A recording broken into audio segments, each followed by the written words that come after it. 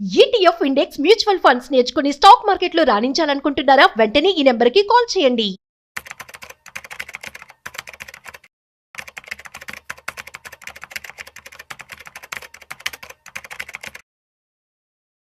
నమస్తే, నేను జీవి సత్యనారాయణ. ఈ వీడియోలో గోల్డ్ గురించి సేమ్ మళ్ళీ పెన్ నోట్బుక్ దగ్గర పెట్టుకోవాలి, లేదు ఆల్రెడీ మీరు ఐడియా ఉంటే చేస్తూ ఉంటే ఓపెన్ చేయటమే. investing.com ఓపెన్ చేయాలి, గోల్డ్కి వెళ్ళాలి. ఈ గోల్డ్లో ఏవైతే మార్కెట్స్ ఉంటాయో కమోడిటీస్ క్లిక్ చేయాలి, గోల్డ్ క్లిక్ చేయాలి.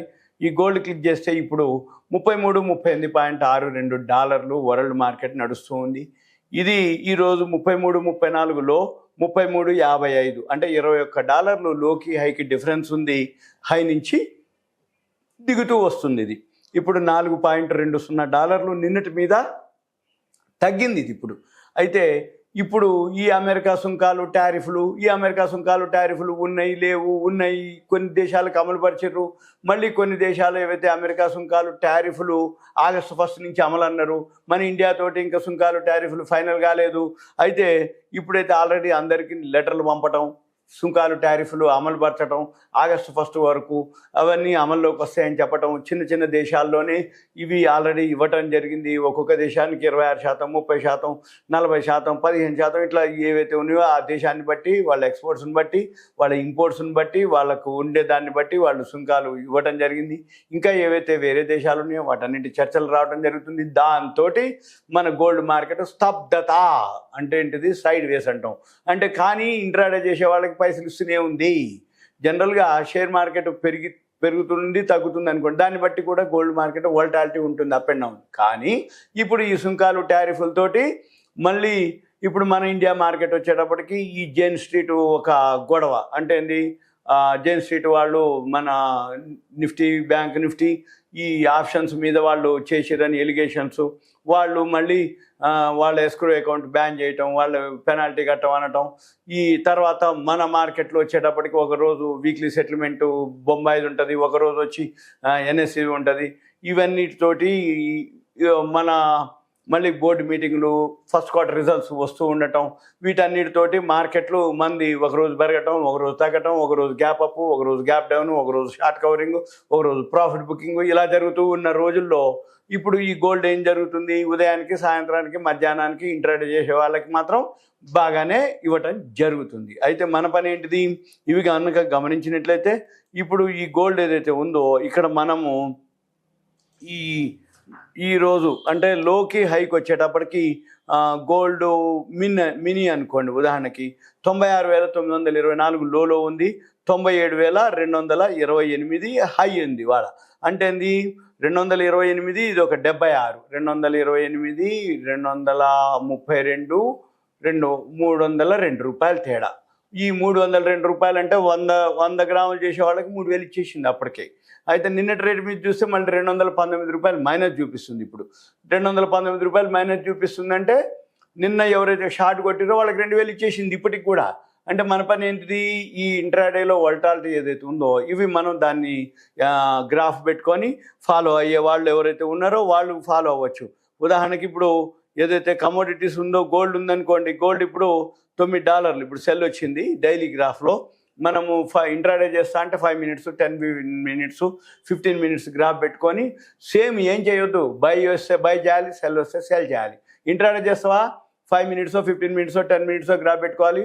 మీరు ఒక వే తోటి ఫాలో అవ్వాలి. అది బై వచ్చినప్పుడు బై చేయాలి, సెల్ వచ్చినప్పుడు సెల్ చేయాలి. లేదు ఇన్వెస్ట్మెంట్ అంటారా, డైలీ గ్రాఫ్ పెట్టుకోవాలి, వీక్లీ గ్రాఫ్లు పెట్టుకోవాలి. దాన్ని బట్టి మనం ఇన్వెస్ట్ చేయాలి. డైలీ గ్రాఫ్ పెట్టుకున్నావా, ఇప్పుడు డైలీ సెల్ వచ్చింది, ఇంకా బై అయ్యి రాలే, ఇక మనం ఏం కొనొద్దుగా, చూస్తూనే ఉండాలి. ఎప్పుడైతే మనం మళ్ళీ బై వచ్చిందో అప్పుడే మనం డైలీ గ్రాఫ్లో అంటే ఒక నెల, 15 రోజులు అట్లా ఎక్కువ రోజులు ఉండదలుచుకున్నప్పుడు మనం ఎప్పుడైతే బై వచ్చిందో మళ్ళీ సెల్ వచ్చేదాకా ఉండాలి. అది 15 రోజులు పట్టవచ్చు, నెల పట్టవచ్చు, 20 రోజులు పట్టవచ్చు. అదే 5 మినిట్స్, 15 మినిట్స్, 10 మినిట్స్ అయితే డైలీలో చాలాసార్లు వస్తాయి. అంటే అది ఎప్పుడు బై వస్తే అప్పుడు బై చేయాలి, ఎప్పుడు సెల్ వస్తే అప్పుడు సెల్ చేయాలి, ఒక పద్ధతి. ఇక రెండో పద్ధతి ఏంటిది, అది బై రాలేదు కానీ బై సిగ్నల్ మీకు తెలిసిపోతుంది. మీరు కనుక గ్రాఫ్ని అబ్జర్వ్ చేస్తూ ఉంటే మీకు ఒక ఐడియా వస్తుంది. అది బై రాకముందే బైని గుర్తుపట్టవచ్చు, సెల్ రాకముందే సెల్ని గుర్తుపట్టవచ్చు.